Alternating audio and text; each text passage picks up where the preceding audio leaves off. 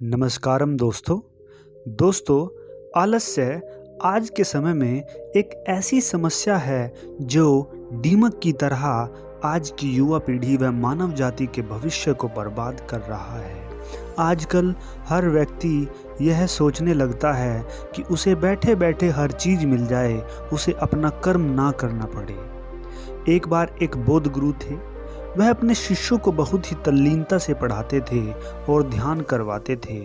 उन बौद्ध गुरु का एक ही उद्देश्य था कि मैं अपने शिष्यों को चलता फिरता बुद्ध बना दूं, ताकि इनकी राह में जो भी प्राणी आए वह कृपा के बिना अछूता ना रहे। सभी शिष्य बौद्ध गुरु की यह मंशा समझते थे और हर वह मार्ग जो बौद्ध भिक्षु समझाते थे उनका पालन करते थे। उनके शिष्यों में एक शिष्य ऐसा था जो साधारण विचारों वाला, वह हर चीज़ को जल्दी से ग्रहण करता था, लेकिन उसके अंदर अचानक से आलस्यपन आ जाता है। वह अपने ज्ञान पर अहंकारी हो गया था और सोचता था कि मैं सब जान गया हूँ। वह सोचने लगा कि मैं ही ज्ञानवान हूँ और मुझे सब कुछ बैठे बैठे मेरे स्थान पर ही चाहिए। उसका आलस्य दिन प्रतिदिन बढ़ता जा रहा था।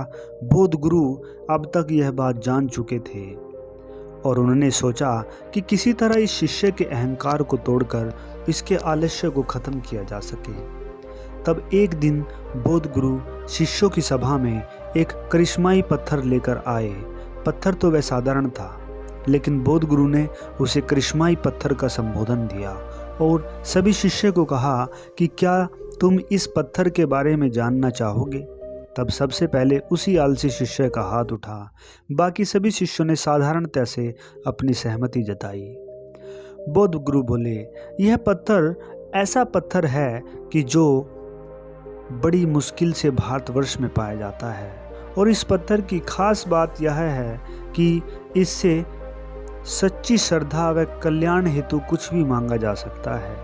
यह सब कुछ हर मनसा पूरी करता है। बौद्ध गुरु बड़े ध्यान से उस आलसी शिष्य की जिज्ञासा को समझ रहे थे और सोच रहे थे कि यही समय है इस शिष्य को सही मार्ग पर लाने का, क्योंकि यह शिष्य इतने ध्यान से कहानी सुन रहा था और सोचने लग रहा था कि यह पत्थर तो मेरे पास होना चाहिए। मुझे सब कुछ, मुझे कुछ भी चाहिए, कुछ भी जो भी चाहिए वो उसके लिए कुछ करना ना पड़े और सब कुछ मुझे मिल जाएगा। वह यह सोचने लगा। तब बौद्ध गुरु ने उस शिष्य को उस दिन की शाम को अपनी कुटिया में बुलाया।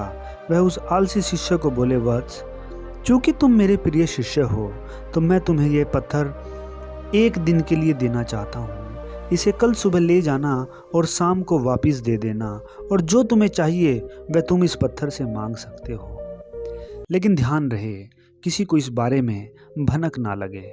शिष्य खुशी से गदगद हुआ और अगले दिन सुबह गुरु को प्रणाम कर उस पत्थर को लेकर चला गया और उसने सोचा, मैं क्यों ना ऐसी चीज़ इस पत्थर से मांगूं कि मुझे सारी ज़िंदगी कुछ करना ही ना पड़े, सब कुछ बैठे बैठे मिल जाए। वह सोचने लगा कि सोना मांग लूं। फिर सोचने लगा कि आखिर कितना सोना मांगूं, क्योंकि यह तो बस एक दिन के लिए मेरे पास है। वह फिर सोचने लगा कि एक महल बनवा लूं, इतना सोना ले लूं। लेकिन महल बनवाने के बाद क्या होगा?